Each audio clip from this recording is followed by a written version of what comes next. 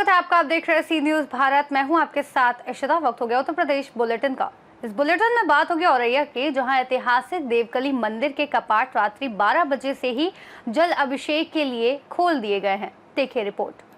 आज श्रावण मास शुक्ल पक्ष की दशमी तिथि और चौथा सोमवार है। इस विशेष सोमवार को रवि योग, सर्वार्थ सिद्ध योग, ब्रह्म योग और इंद्र योग जैसे 4 शुभ योग बन रहे हैं, जिसके चलते शिव भक्तों की भारी भीड़ उमड़ रही है।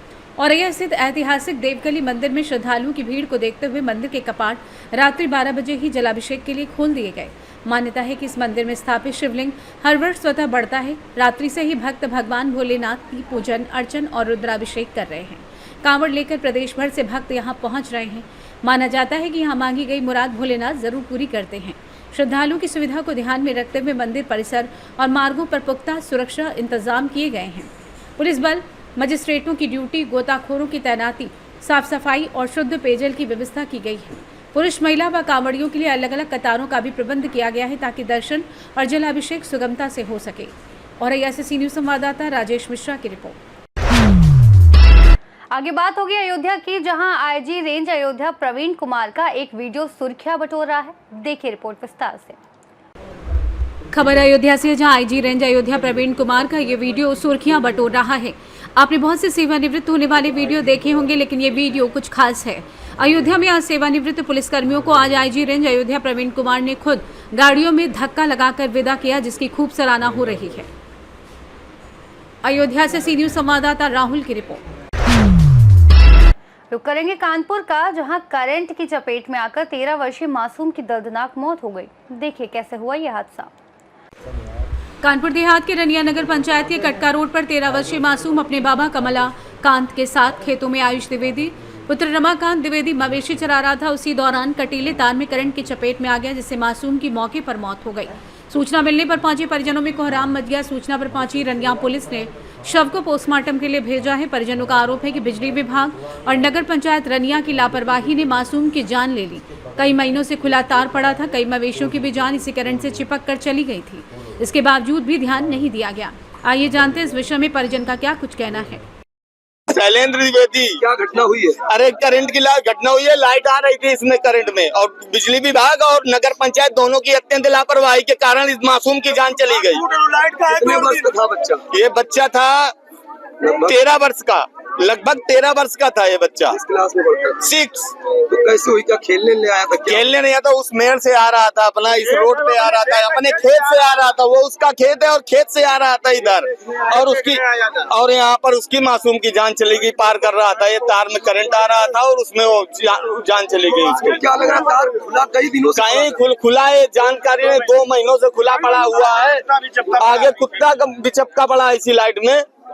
तो क्या चाहते हैं? क्या किसकी लापरवाही रही है? जब कह रहे हैं नगर पंचायत और बिजली विभाग दोनों की अत्यंत लापरवाही। कानपुर से सी न्यूज संवाददाता संजय तिवारी की रिपोर्ट। बुलेटिन के अंत में बात होगी पीलीभीत की, जहां इंडिया एआई डेटा लैब का उद्घाटन किया गया। देखिए रिपोर्ट। जनपद पीलीभीत के सांसद और केंद्रीय मंत्री जितेंद्र प्रसाद ने अपने मंत्रालय सूचना एवं प्रौद्योगिकी से इंटेल द्वारा तहसील पूरनपुर में एआई डेटा लैब का लोकार्पण किया, जो कि देश की 27वीं और प्रदेश की दूसरी लैब स्थापित की गई। नगर पालिका सदन में मंत्री ने कई छात्र छात्राओं से एआई के संबंध में सवाल किया और बच्चों ने एआई के बारे में विधिवत बताया।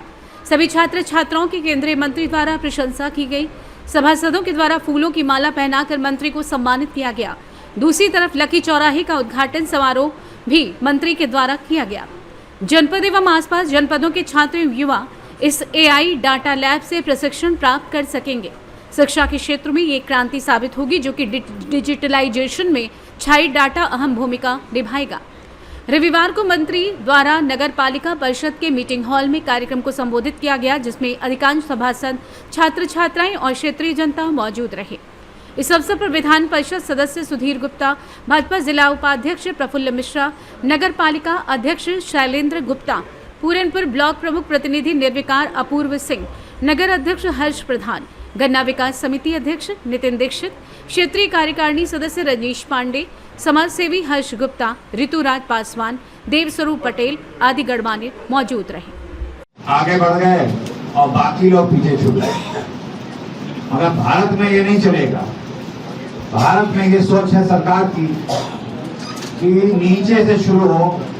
अगर टेक्नोलॉजी का इस्तेमाल हमारी ग्रामीण क्षेत्र की जनता जहां भारत वास करता है वो नहीं इस्तेमाल कर सकती, उनको उसका फायदा नहीं मिल रहा, तो ये सिर्फ भाषणों में और बड़े बड़े होटलों की कॉन्फ्रेंस में रह जाएगी, वो यहाँ नहीं चलेगा। तो वही सोच, क्योंकि उसे कहते हैं डिजिटल डिवाइड। डिजिटल डिवाइड हो गया जैसे कोई अमीर कोई गरीब, वैसे टेक्नोलॉजी में हो गया जिसके पास साधन संसाधन वो आगे हैं, ये कौन लोग हैं? तो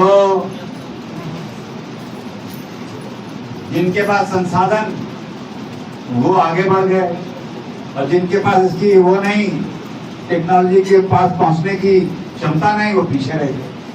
मगर एआई एक ऐसी चीज है जैसे 10-15 वर्ष पहले लोगों ने कभी सोचा नहीं था कि हर हाथ में मोबाइल आ जाए। आ गया ना सबके, क्या नाम है इनका, ये भी मोबाइल लिए घूम रहे हैं, कभी इन्हें सोचा होगा? देवस्वरूप पटेल भी गए हुए हैं। तो उसी तरीके से एआई भी सबकी जिंदगी में कितनी तेजी से आने वाला है। पीलीभीत से सी न्यूज संवाददाता हैदर खान की रिपोर्ट। बुलेटिन में फिलहाल इतना ही। देश और दुनिया की तमाम बड़ी जानकारियों के लिए देखते रहिए सी न्यूज़ भारत।